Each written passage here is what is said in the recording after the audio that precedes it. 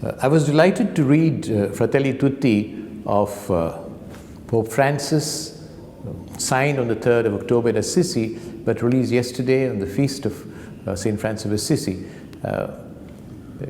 It's, well, statistics, it's 8 chapters. It's human fraternity and social friendship. It's got 287 paragraphs, I think, and it ends with a prayer, a Christian prayer, ecumenical prayer, and prayer for creation. This encyclical of Pope Francis is in the same style as his other encyclicals. I think it was conceived even before the pandemic. We began thinking of it before the pandemic, and really not written specifically as an answer to the ills of the pandemic, although there is one whole section on the pandemic and other problems of the church. Yet, sort of maybe it's foresight, hindsight, you see that what he was saying is so very relevant. The pandemic has sort of brought into focus very much the points he has raised. I see a continuity in all his encyclicals, really the same thought, the same principles, the same orientation. It's a gospel.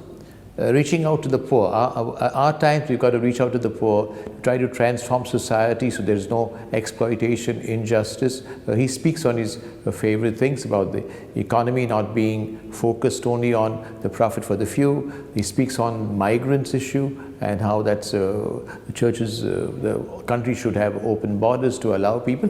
But it's very nuanced in the sense that he says, well, this is a temporary thing. We hope ultimately no one will have to leave their country to go to other countries because opportunities are available everywhere. He speaks on politics, how it's important that politics is not driven by economy, and economy is not driven by politics also. He speaks of love. There's a whole section on the Good Samaritan. One whole chapter is an analysis of the Good Samaritan, like a reflection on the Good Samaritan. I remember in Gaudete, Exsultate, he had given a whole chapter on the Beatitudes and reflected on that. This is, I think, his style. It's very much, I would say it's very readable encyclical. I would encourage everybody to read it, really. It's got principles which I think today are very relevant because of the pandemic. Now, he has been speaking of that in his general audiences also. Solidarity comes out very strongly in this encyclical, which is spoken of also. The necessity for the whole world to feel like one family, for us to understand that we are dependent on each other. This individualism and this selfishness, which speaks of it's I and mine and for me, has got to be taken away. And the focus on the poor, the people who are suffering, treated unfairly, unjustly. The necessity for the whole, it's from Francis, brotherhood and sisterhood, means everybody, human fraternity, where everybody is one family and you care for one another. This is the essential thing.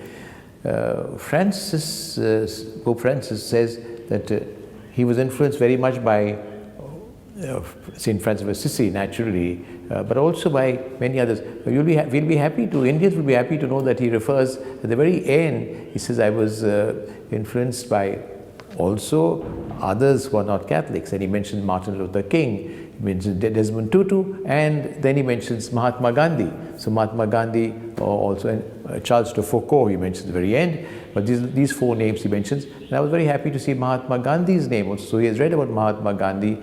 And again, we find in the teachings of Mahatma Gandhi all the principles of the gospel, how selflessness, service, concern for others. And I think also that people who are a little frightened sometimes in our own Indian context and speak of the church is coming here to convert, very clearly you can see, reading between the lines, he's saying, help everybody to become a better individual. The gospel has got to become a reality.